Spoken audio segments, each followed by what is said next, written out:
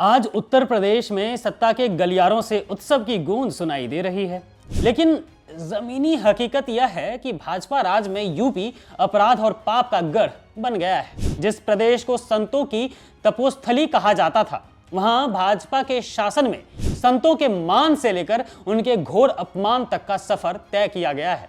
आज यूपी को विकास के नाम पर गहरे गर्त में धकेल दिया गया है, जहां कानून का नहीं बल्कि अपराधियों के डर और अवैध वसूली का बोलबाला है, जिसकी वजह से आम जनता के बीच आज भी कर्फ्यू जैसी पाबंदी और दहशत का माहौल बना रहता है। पूरे यूपी में आज गैर कानूनी लोगों का राज चल रहा है और विडंबना तो देखिए कि अब लोग सुरक्षा व्यवस्था पर सवाल भी नहीं उठाते हैं, क्योंकि जनता को इस सरकार से अब कोई उम्मीद ही नहीं बची है। शासन की नैतिकता इस कदर गिर चुकी है कि भाजपा राज में आज केवल कमीशन खोर ही सरकार चला रहे हैं। यही कारण है कि प्रदेश का अमन चैन छिन गया है और हर तरफ अशांति की आग फैली हुई है। रोजगार के नाम पर बड़ा धोखा हुआ है। पिछले 8 साल के भाजपा राज में 20 लाख नौकरियां चली गई और युवा आज सड़कों पर भटकने को मजबूर हैं।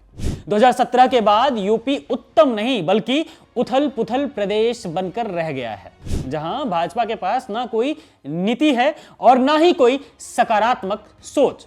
इनके पुरखों और मुखबिर संगी साथियों का इतिहास उठाकर देखिए ना, जो स्वतंत्र भारत में तो रहे लेकिन कभी वंदे मातरम नहीं गाया, और आज यही लोग राष्ट्रवाद का प्रमाण पत्र बांट रहे हैं।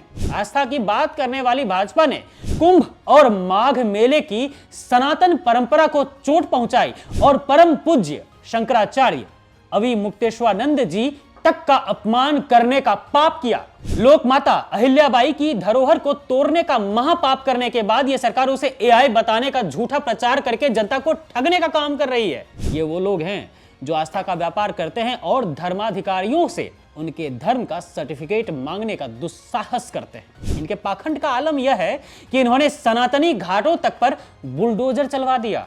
भाजपा राज में महिलाओं को लगातार असुरक्षित और अपमानित किया गया है। पिछले 8 सालों में महंगाई और बिजली के बिलों के नाम पर जनता से इतनी वसूली की गई कि आम आदमी अब टैक्स देने की हालत में भी नहीं बचा है।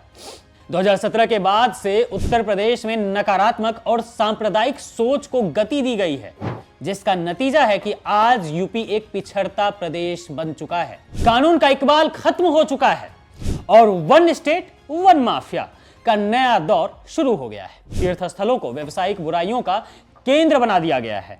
यूपी का शासन आज वास्तव में दुशासन के दौर तक पहुंच गया है, जहां शिक्षा मित्रों को ना तो सम्मान मिला और ना ही सम्मानजनक मानदेय। अन्नदाता कहे जाने वाले किसानों के साथ बड़ा खेल हुआ है।